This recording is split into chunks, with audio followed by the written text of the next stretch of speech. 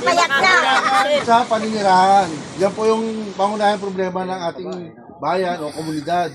Kasi sa karamihan ng mga walang sapat na paninirahan sa atin, yung iba natatapon na sa kung saan lugar. Kaya ngayon, yung proyekto ng ating mahal na congressman ay maganda na in city relocation, sana ay masimulan na po. Hanap buhay.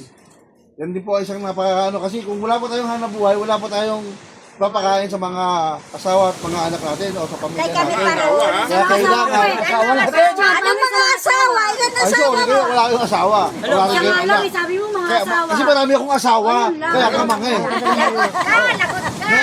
Aray ka. Kalusugan. Malusog ka na, tol. Kalusugan. Yan, Malusog ka na. kalusugan. Sapat na gamot. Ha? Yung kagaya ng ginagawa ni Ma'am C, mali po yun. Kasi dapat yung sapat na gamot po ay nakalagay po yan sa center. Kasi sinasabi ni ko, na ang sapat na gamot sa mga health center natin para ibibigay po sa mga tao natin ng mga yung walang pambili ng mga gamot yun, ibigay sa health center dahil libre po yan sa health center. Edukasyon. Yan po, number 1 din po yan ang pangangailangan natin. Dahil edukasyon po, kung tayo ay walang edukasyon, ngayon sinasabi na magmangkulang tayo sa kaalaman, nagiging api-apihan tayo. Hindi kaya kung tayo ay may alam at kung pwede tayo sa edukasyon, hindi tayo basta-basta nila maluloko o maratapakan. At ang huli po, spiritual. Gaya po nang pinaliwanag ni Father kanina, napakaganda po. At lahat po tayo, nakita po naman natin yung malaking pagbabago sa ating samahan dahil po sa spiritual.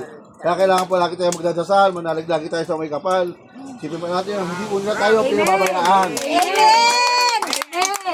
Ano ang dapat pagbutihin sa serbisyo ng Las Piñeras Movement Incorporation? Unang-una, tamang koordinasyon at operasyon. Yan po yung nangyari sa atin ng mga nakalipas natin Meron nga tayong koordinasyon, kulang naman tayo sa kooperasyon. Meron naman tayong kooperasyon, wala naman tayong koordinasyon, kulang din tayo. Kaya kailangan ngayon, sa ginawa po natin na to, pagsamahan po natin sila para maging balanse. Kasi pag yan po yung naging balanse, gaganda po ang takbo ng samahan natin. Parehas ang kilo. Sikaping makatulong sa mga nangangailangan ayon sa kakayanan ng bawat isa. Yun nga po, hindi pa natin kailangan na magmagaling, hindi naman natin kaya. Kung hanggang doon lang tayo, doon lang po yung kaya natin itulong. Hanggang doon lang po tayo. Huwag na po natin saklawan na hindi naman po natin kaya. Kasi may hirapan lang tayo, doon tayo masisira eh. Kung hindi naman natin kaya, huwag natin balikatin. Ibigay natin sa may alam. Parang gano'n lang po yun. May bahagi ang kalaman sa mga livelihood program. Yan po. Hindi po lingid sa atin na ibang mga kasama natin, may mga alam sa mga gaya ko po ako, parol maker po ako, pwede pong ibahagi sa ating mga miyembro yung paggagawa ng parol, iba po magaling sa paggagawa ng mga sabon, iba po sa mga pananahi. Ibahagi po natin sa kanila ito para magkaroon po ng mga hanap buhay yung mga kasama nating mga miyembro na nangangailangan ng trabaho. May bahagi ang kalaman, ayun na pa yun. Patatagin at ano ba ito? Pagtibayin ang ating relasyon sa bawat isa sa ating miyembro. Yan nga po. Hindi po kailangan na tayo na nakipag dapat po yung mga napag-usapan po natin, binababa po natin yan sa ating mga miyembro. Nasa ganun po, nalalaman ng mga miyembro natin kung ano na po yung nangyayari sa Las Piñeros. Hindi puro tayo na lang. Dapat po magpatawag po tayo ng mga meeting, kung di man po palagi, sa loob ng isang buwan, makapag-meeting na ng 2 o 3 chapter, malaking bagay po yan. Kasi po, nalalaman na po nila kung ano yung nangyayari sa atin. Diba po?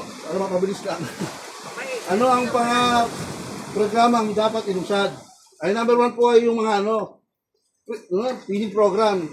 Yan po ay kailangan natin, lalo po sa mga batang kulang sa nutrition o malnourished. Kailangan po malaman natin kung saan po yung mga lugar, mga bata may mga malnourished at yun po yung unahin natin na bigyan ng feeding program. Nang sa gayon po, ay mabawasan po yung mga malnourished na bata dito sa ating lugar. Ano ba ito?